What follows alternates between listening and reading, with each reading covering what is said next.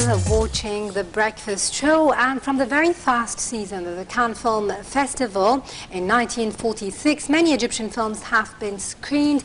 Last year, in its first season after the revolution, Egypt was chosen to be the guest of honor of the Cannes International Film Festival. After the Battle is a film about the revolution that was shown in the festival this year, along with other documentary films. We are very pleased to have with us the Greek Egyptian director who had his film participating in the 2012 round of the Cannes International Film Festival. Joining us in the studio this morning is film director Minas Banoub. Thank you very much for being with us this morning. Thank you for the invitation. Thank you, sir, for being with us. And tell us about your movie's participation in the Cannes Film Festival. I participated in 2010 and 2012 at Short Film Corner. I should begin with 2010. I did a movie in 2010. It's called The Lost Pride. It was an experimental movie. And in 2012 I participated with a documentary. About what? What was it about, the documentary? The documentary, it was about a guy called Mina. He had an accident.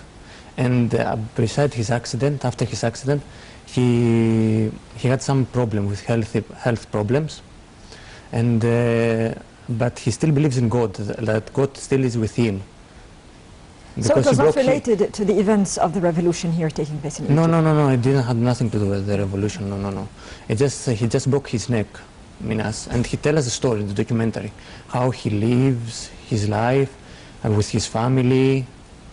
And he talks about God, how God protects him, and he did miracles with him.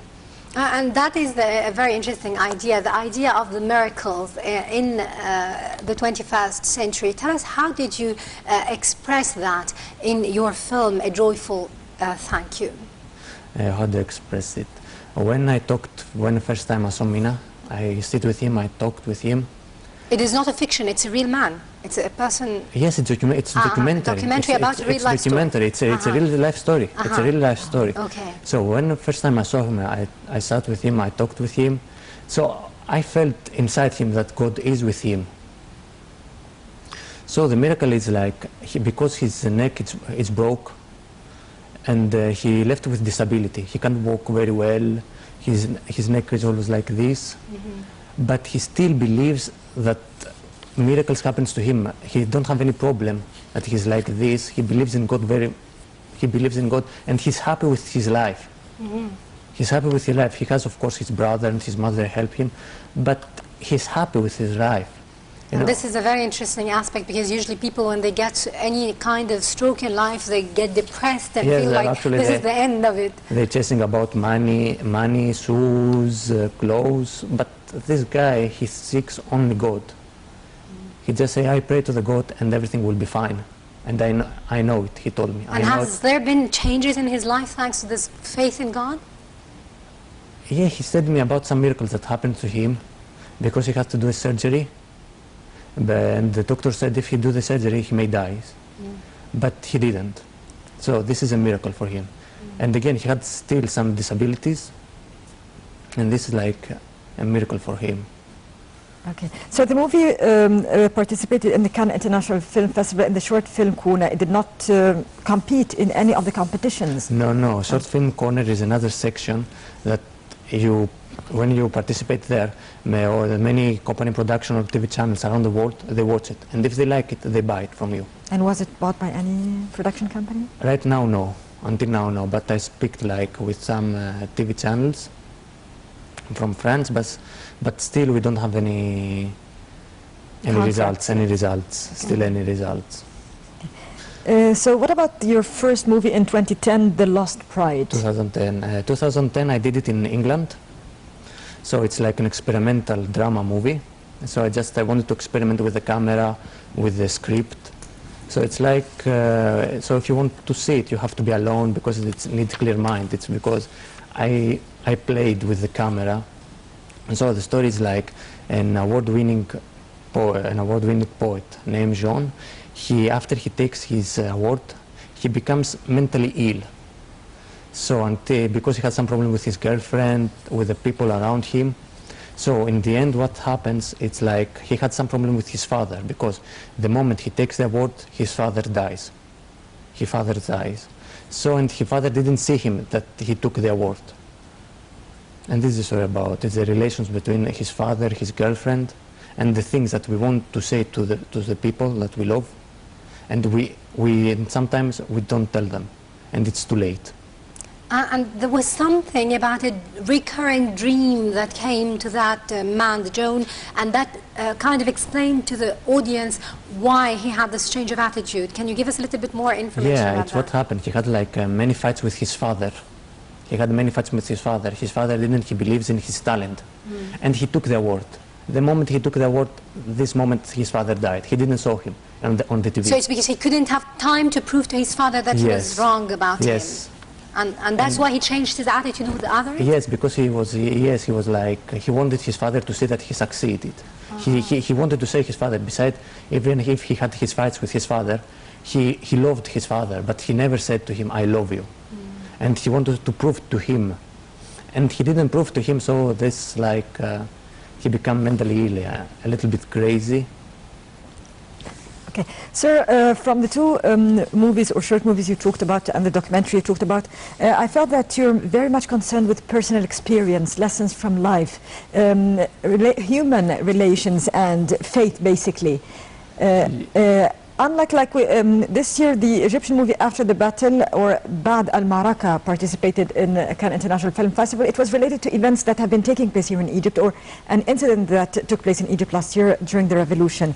So why didn't you think about reflecting the events of Egypt over the past year as you were going? You knew you were going to Cannes International Film Festival this year. Yes, I know. We live in a crazy world. It's not only Egypt that has problems, it's also Europe has a problem. All the countries around the world have problems. So what I believe, if you are good in something, in art, making art, promoting art, just do it. And don't talk, for example, maybe it becomes revolution, maybe it becomes some major events. Maybe it will come something else, major events. So in these major events, you need to talk about love. If you can speak about love, if you can speak about the relations with the other people, just do it. Just separate yourself from these things and follow your heart, okay? Because the revolution will be, and after 10 years, 12 years, maybe 100 years, there will be revolution. There will be still war, there will be still. So what you have to do, you have to keep promoting the art, you have to keep doing humanity things that shows you the humanity and promotes the art. That's so why. What really inspires you on that level, Minas? I mean, the two stories are really touching indeed, but how do you pick your story, the plot? The plot, the first movie in 2010, The Lost Pride, it was from the main act, I had two actors. So I took something from their life.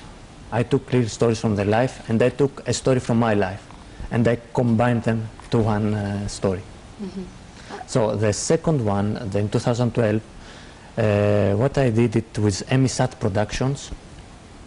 So they had like a TV show called Happy House, and they gave it to me. So they told me, do you want to do this thing? I told them, yes, I want to direct something like that. And I put my vision, I put my dream on this, my work. And this is how it happened. And that's how it came out.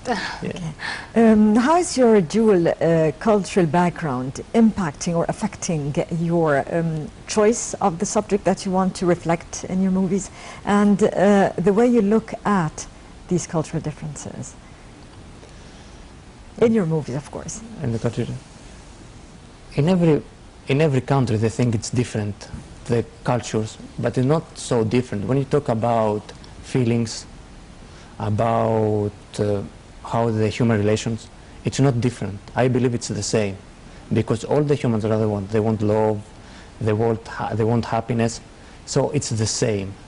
It's just changing the language. It's only this. I want to go back to the Cannes Film Festival and the Egyptian participation in that very important international festival indeed.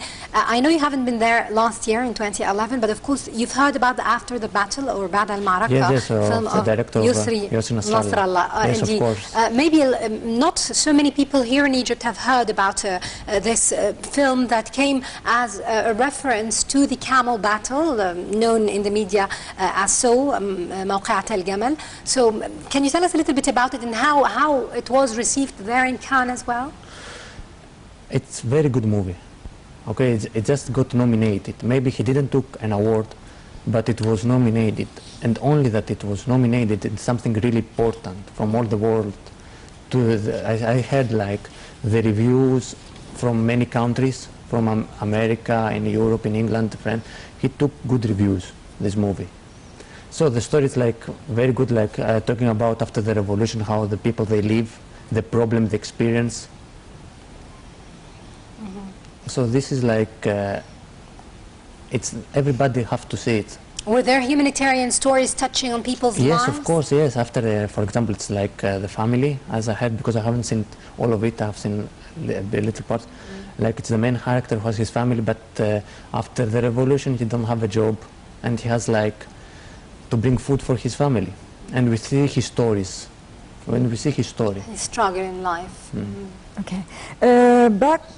The winning film is in the Cannes International Film Festival this year was the movie Love, directed by Michael Haneke. It is also about love, death of an elderly couple confronting the wife's deteriorating health.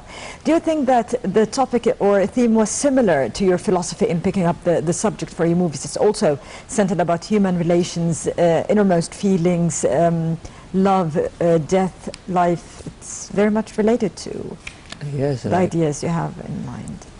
Yeah, this is life. You know, you're born, you have to feel happiness, sadness, you get angry, you get all the feelings that exist in the world, and in the end you die. So Michael Haneke, he did this. He passed like something, very strong feeling. He passed it through the camera, and he managed to make the people get emotional. So is it a trend in the international cinema to concentrate more on human beings, on human feelings, rather than incidents, crises, and... Yes, it's like that, because like if it will be like a revolution crisis, even if it's economic crisis, if it's a violent crisis, you have, like I told you, you have to promote the human feelings. The people respond to this, because not all the people want violence. They can't live in violence all their life. They want to experience something new. They want to cry, they want to laugh, they want all of this. And lately the cinema goes to this direction. What about your future plans? My future plans, I will continue with EMISAT. We're gonna continue doing some work. It's about the Wadi Natrun area, because they told me they have some monasteries, and these monasteries are inside the UNESCO, the list of UNESCO, and is in tentative list of UNESCO, and we want to make it officially to get to UNESCO. So we're going to start making first documentary, part 1 of Wadi Natrun Secrets with the monastery of St. Macarius, and of course with my friend in Greece we have wrote a TV series about an Egyptian who lives in Greece, and we just wanted to shoot it and promote it through the internet. And also have adapted a book. It's called Vio Gold, and is a Boeing ingenious to a checkmate. This is a film noir, and I want to make it film. And furthermore, I have done a documentary about the Egyptians who live in Greece, the part 1, so I want to continue doing the part 2. Well, best of luck indeed. I mean, it sounds like so many projects, but very promising indeed. Okay, Greek-Egyptian film director Minas Banoub, thank you so much for being with us this morning on Breakfast Show.